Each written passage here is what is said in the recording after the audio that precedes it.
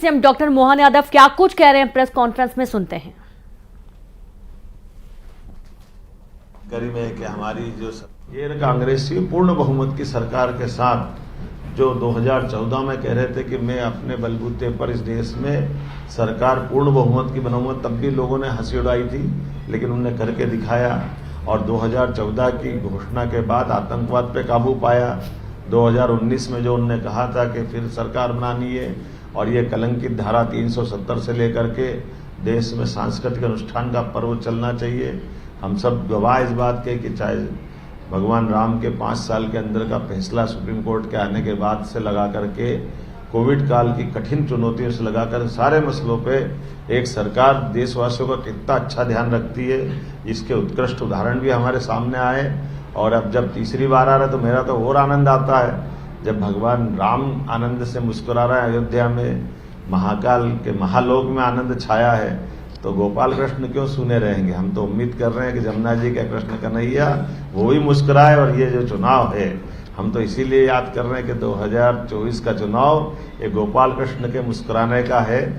हम जिस बात के लिए जाने जाते हैं, अभी कभी कोई लोग ये कहते हैं कि आप ऐसा क्यों कहते हो। अरे भाई, हम धर्म की बात नहीं कहेंगे तो अधर्म की बात कहेंगे क्या? हमको क्यों नहीं कहना चाहिए?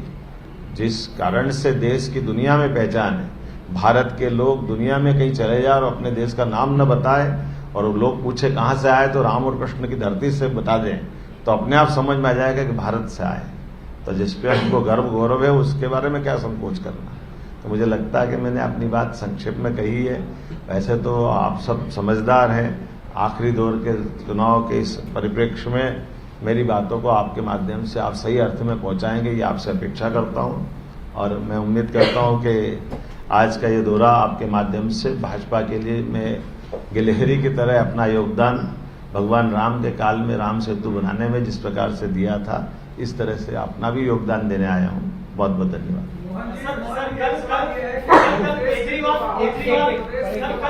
केजरीवाल महाराष्ट्र में थे, मुंबई में थे। केजरीवाल जिस तरह से जेल से बाहर आए हो, लगातार ये कह रहे हैं कि जैसे ही एनडीए की सरकार बनती है, बन जाएगी तो बीजेपी उनके लिए तो राष्ट्रीय स्तर की नेता सभी को जेल में डाल देंगे। कहीं ना कहीं सिंपैथी गेन करने वो जिनसे वो भूल गए केजरीवाल जी, जिनसे वो साथ में गठबंधन करके लड़ रहे हैं, सबको जेल में डालने का अपोजिशन का रिकॉर्ड तो कांग्रेस का है।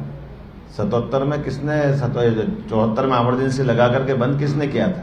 आप उदाहरण बता दो मोदी जी का कि उनके अपने शासनकाल में किसी इस तरह से आपातकाल कभी हमारी सरकार अटल जी की सरकार में लगाया या मोदी जी की सरकार में लगाया? तो उल्टा चोर कोतवाल को डांटे, करने वालों के साथ वो घूम रहे और हमसे पूछ रहे हैं। आपने उनसे पूछे जिनके साथ घूम रहे हैं?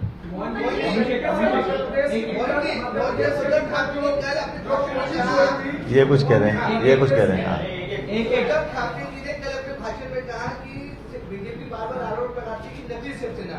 उन्होंने कहा कि कुछ दिन बाद बीजेपी ये कहती है कि आरएसएस भी नकली है और कुछ दिन बाद आरएसएस की भवन में भी बीजेपी वोट होने चला। उद्धव ठाकरे जी भूल गए कि वो इस बात के लिए खुद हाईकोर्ट गए, हाईकोर्ट ने डिसाइड किया। चुनाव आयोग गए, चुनाव आयोग ने डिसाइड किया। जब हमारे द्वारा कही गई बातों में कोई दुविधा हो तो इस सबसे बड़ा न्यायालय है और न्यायालय ने डिसाइड कर दिया। इसके बाद आप न्यायालय की बात भी नहीं मानोगे, तो इसीलिए तो हम कहते हैं घमंडिया गठबंधन है। इतना घमंड है, ये किसी को मानते ही तैयार नहीं। ये कोर्ट को नहीं माने, चुनाव आयोग को नहीं माने, तो मानेंगे किसके? अपने मेरा ही कहना इतनी बात पे पूरी बात हो जाएगी ना। वो किसी बात कह रहे हैं, उनको समझना चाहिए ना किसके लिए बात कह रहे हैं। जब हाईकोर्ट ने डिसाइड कर दिया, आप हाईकोर्ट पे प्रश्न उठा रहे हो, आप सुप्रीम कोर्ट तक गए, फैसले का इंतजार करो। जब सुप्रीम कोर्ट डिसाइड कर दे उसके बाद देखना। आप चुनाव के लिए उन ऐसे राष्ट्रवादी संगठन को ला रहे हो जिसका चुनाव से कोई लेने देना नहीं।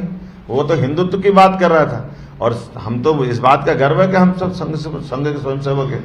लेकिन मुझे इस बात का भी दुख है कि जिस ढंग से वर्तमान के माहौल के अंदर बाला साहब ठाकरे के माध्यम से जो संघ की पहचान थी, आरएसएस की पहचान के साथ शिवसेना ने और 2 कदम आगे बढ़ के अपनी पहचान बनाई थी। मैं तो उज्जवल निकम के मामले में जो उनकी पार्टी टिप्पणी कर रही है, इससे डूब मरना चाहिए उनको। ये समुद्र कम पड़ जाएगा, इतनी गहराई है इसकी, लेकिन उनकी बात की गहराई उतनी ज्यादा जा रही है। किसी आतंकवादी का समर्थन लेकर के बाबा साहब की आत्मा ऊपर से देख रही है और ये पूरे शिवसेना को सोचने का विषय, नकली शिवसेना को माफी मांगे कि उनने गलत मार्ग पकड़ लिया। चुनाव हारना जीतना अलग बात है, लेकिन देश बड़ा होता है, देश के विचार बड़े होते हैं।